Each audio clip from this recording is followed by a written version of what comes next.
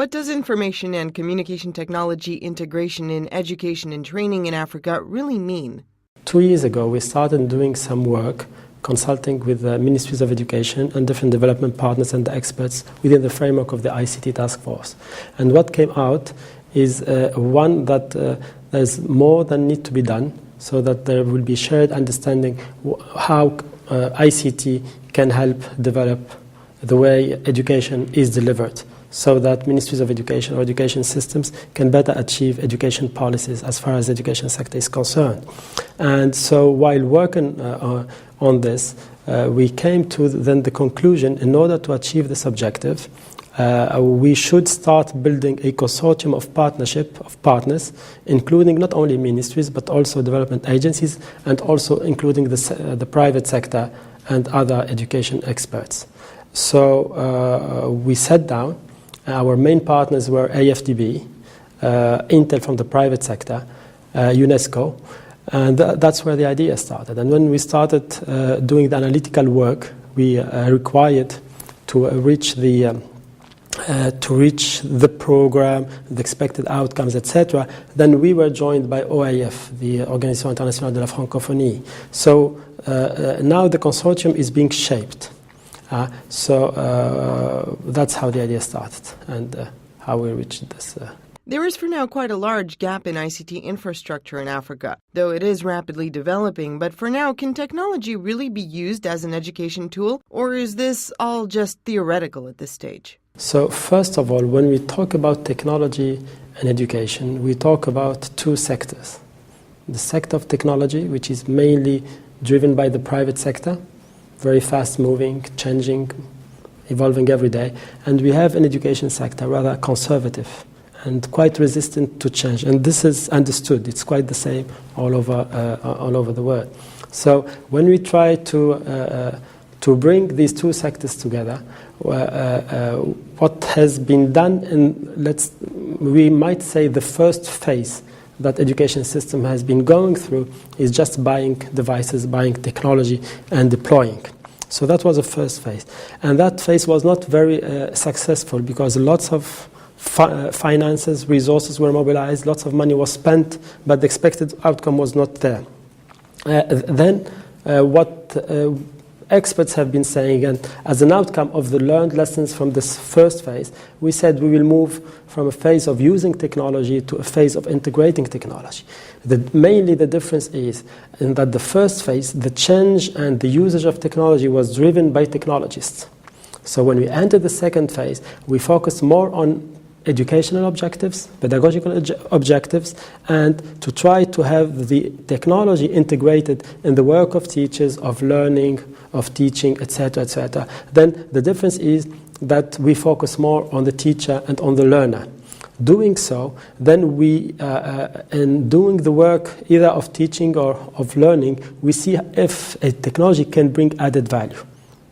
And then we can talk about integration of technology. A simple example, for example, an example of let's take a coastal school in Tunisia. In 2008, there was a coastal school in Tunisia, which was the city of Naples, and then a rural school within the center of Tunisia. One of the main issues then is that this school on the coast had access to better teachers. And there was not much exchange between teachers from this region and the rural region. So what has been done then as a pilot by the local education authority and the Ministry of Education, they tried something very, very simple, an internet connection, 2 smart boards, a Skype account, and they started exchanging between students here and there, teachers here and there. So what came out is that that has put in new dynamics.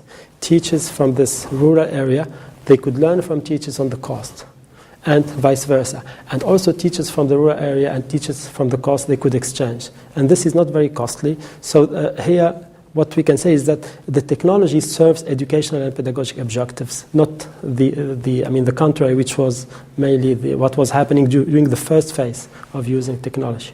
How can these technological platforms be used in a context of low literacy levels? I will take one example. We have here, for example, Gabriel Cohn-Bendit from REPTA, Réseau d'éducation pour tous en Afrique. what they have been doing is that they have been trying for years to work in Burkina Faso with women, with illiterate women from a certain age. And they were not able to motivate these women, so they come to their classes. And then suddenly, in 2008, they had access to simple smartboards. And on these smartboards, there were lots of animation, etc. So what they have done, they went to the same population of women merchants, les femmes marchandes, of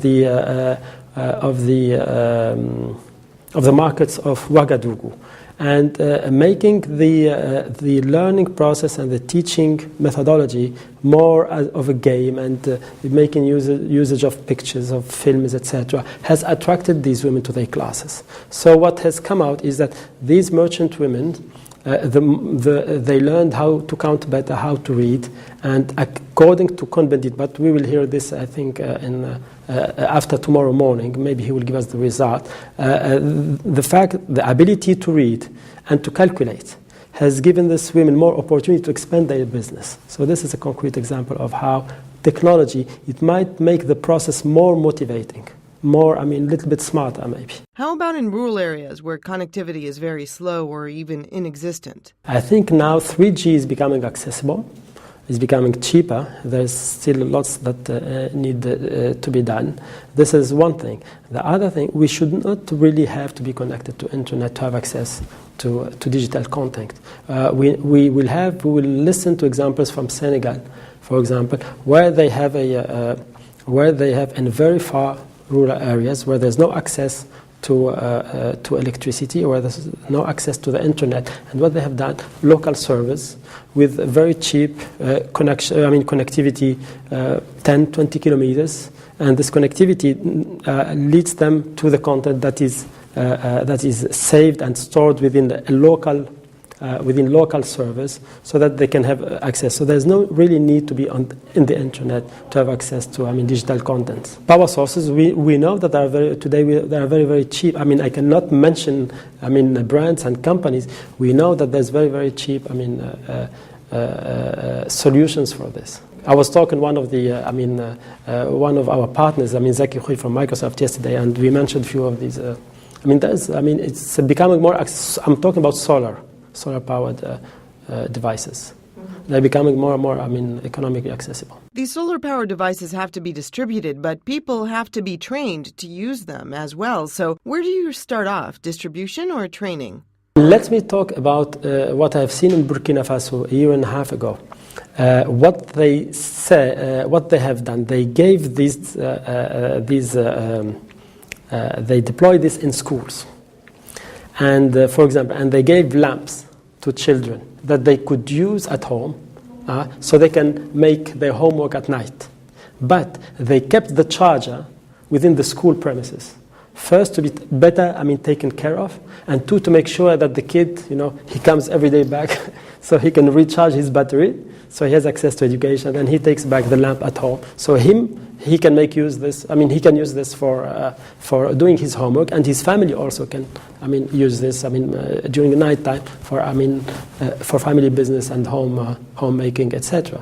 This forum was your idea. It's a resounding success. Ministers of education from around the continent have flown in to participate. Private companies, executives such as Intel and Microsoft are also here, as well as a number of NGOs. So what next? And what exactly is ADEA's role in all of this? ADEA is a trusted partner of either of governments, either of the African Development Bank, which is our host agency, other development agencies, and since 2 years we're working more and more with the private sector. I think because ADEA is a small institution, it has the flexibility to adapt very, very quickly, either to needs of the government's ministries of education, or to the needs that are imposed upon us either by the technological development or by the context. So why we are doing this? We are doing this because we came to a very simple conclusion. One is that today education is the responsibility of all. It's not only the responsibility of either governments or agencies or experts. So the private sector is supposed and should become a partner in this, and NGOs, etc. So we said if we are I mean, it's like you have a very heavy load. The more we are, the easier we can move the heavy loads. So we said that we should all work together to achieve a common objective. And in order to do that, what we have been doing, in line with, Ministry of Education's objectives, then we have been discussing with AFDB, with UNESCO, with private partners, etc. And if they think that there can be convergence of interests, creating a win-win situation, then they would join in. And what has been, that has been happening, and Intel has joined. Tomorrow there will be a signing of an MOU with Microsoft. So Microsoft has seen what we are doing, and they will be also joining. So our wish is that this consortium develops more and more partners come in, government, development agencies, civil society, private sector. And the more this partnership develops, the easier we will be able to achieve the objectives of African ministries of education. How is ICT for education being funded in Africa? I think there's no one unique model. If we look, for example, at what the government of Kenya is trying to do now, they're trying to buy devices, laptops, and provide this to all primary school learners. The government and their economic model, they're trying to fund this from taxpaying. So this is one way of, this is a very classical way of funding such projects. But I would take, for example, one of the projects that has been taking place in Tunisia that is providing internet access to 6,500 schools. There was a partnership between the Ministry of Education and Tunisia Telecom. And because of the scale, then one is the scale, and two is the social responsibility of the enterprise. Tunisia Telecom. Then they have provided, a special school fee that would allow, and I think that by 2016, all public schools, around 6,500, will be wired to the internet. So I don't think that there's one unique model. Another model, for example, that we have seen is that while selling the license, we know that government, they sell licenses, 3G, 2G, mobile phone licenses. So Portugal, for example, when they sold the 3G license, all the money went into what they call the Escola initiative. So I think there are different kinds of funding models, and it might be interesting to look at this funding. There's a session on this, that's session 6 on Wednesday afternoon, that will be addressing this issue. In what ways do you hope this forum will help you and ADEA advance in your objectives?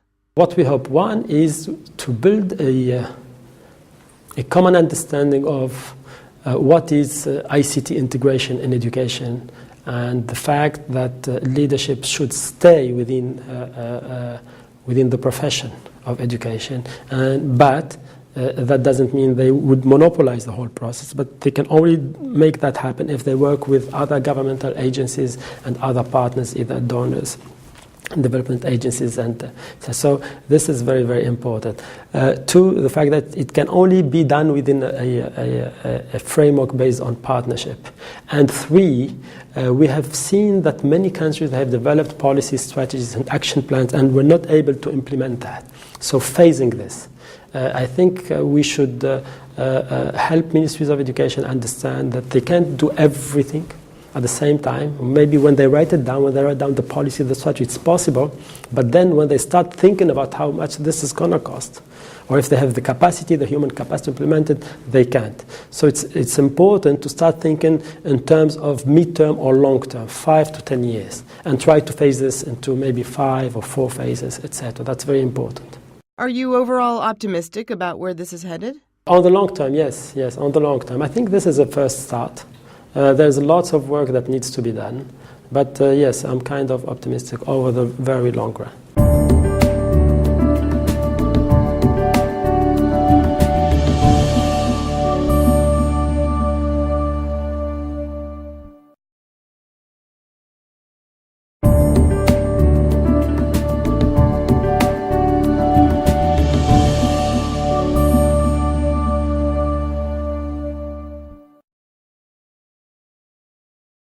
Tell us about ADEA.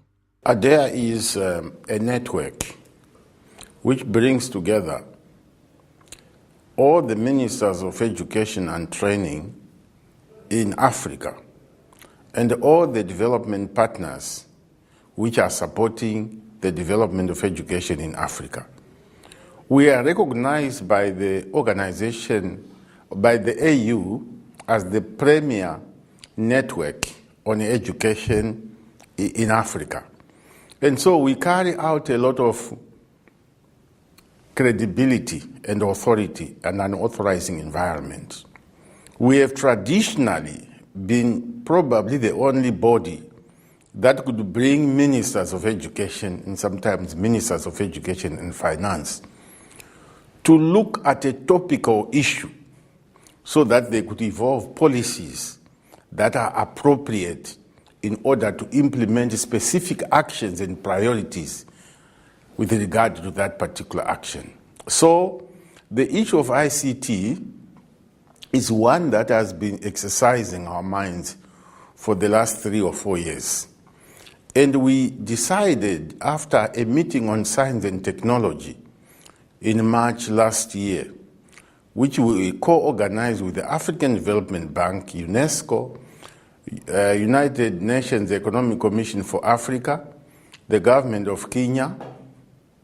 Yes, we decided that we would organize a similar conference, but now focusing specifically on information communication technology and how this can be integrated into education and training. And this is why we have worked over the years to bring this about. To us, it is very important, and because there's a lot of confusion regarding the do's and the don'ts. So for us, it was very important to bring all the key players together. We have the advantage that 2 of the most important players in this field, Intel Corporation, Microsoft, and Hewlett-Packard, have also partnered with us.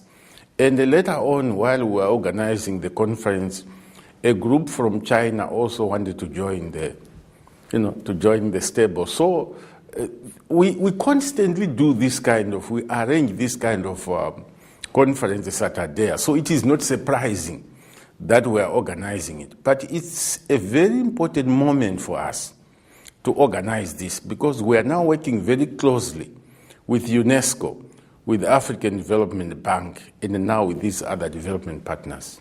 Africa's education and training needs are very diverse and very specific to each particular country and setting. So how can we look at global policies and global programs when it comes to using technology to further education needs? First of all, we have to be very careful that we don't segment an area that needs to be integrated. We know that Africa faces many challenges, but probably the most serious problem that Africa faces in terms of catching up with the rest of the world is really its underdeveloped human resources. I personally believe sincerely that if Africa invested sufficiently in good education and training, that it could be the factory of the world tomorrow, just as China is the factory of the world. So we believe that the area of ICT is also an opportunity for Africa to catch up with the rest of the world. We have seen what Africa has been able to do with ICT, even with the cell phone. Look at the way they transfer money. They pay bills in Kenya. It was the first country in Africa, in the world, to develop this technology. So we think there are huge opportunities, some of which we have not even foreseen, where Africa could also be leader. And we also want to avoid a situation where, frankly, Africa is going to suffer a huge digital behind. So it's a very propitious moment, especially because we have all these collaborators from institutions like BAD, institutions like UNESCO, but more importantly, Because Intel and Microsoft and Hewlett-Packard, they really have big bucks which they can bring. And why do you think they are doing it? They are doing it because basically the computer market has been shrinking. But guess what? There is a huge market in Africa. So we want to take advantage of the fact that they see an opportunity for doing business in order to collaborate with them, in order to advance African education and training. You are right in saying that what about with all the problems of instability and so forth? You know, my answer to that would be we cannot wait until every African country is stable. Perhaps by taking some of these actions, we may actually be contributing to stability and peace. Because one of the reasons why young people are easily used to murder other colleagues or other people in their country is because they have nothing else to do. And we believe that if we can provide them an alternative through good education, through good training, creating jobs, this is one way of creating stability by removing them from all the demagogues who are at the moment waylaying them. ADEA is working hand in hand with a variety of partners to make these technological platforms available to the education sector in Africa. But for these platforms to be effective, work also needs to be done at a policy level with governments. A global curriculum may even have to be written. Do you work on that as well? Until recently, we remained at the policy level. But after our meeting in Ouagadougou, and also the second evaluation of ADEA carried out by Universalia of Canada, it became clear that we cannot only stop at the abstract level, that we need to go into implementation. So, as a matter of change in policy, we have decided, especially on the advice of President Blaise Compaoré of Burkina Faso, that we are going to go into implementation. Obviously, we cannot go into implementation in 54 countries. So we have developed some criteria as to which countries we are going to go into first. And this morning we had a very nice discussion with Intel, where they are willing really to partner with us, starting in one Anglophone and one Francophone country, and then expanding the network. So we are going to go into implementation. But we are setting some very stringent criteria. One of the criteria is leadership and commitment, because we believe that without leadership, without commitment, it's not possible to make progress. But we believe that if we choose the countries properly, on the basis of very clear criteria, we can get traction and we can start making a difference.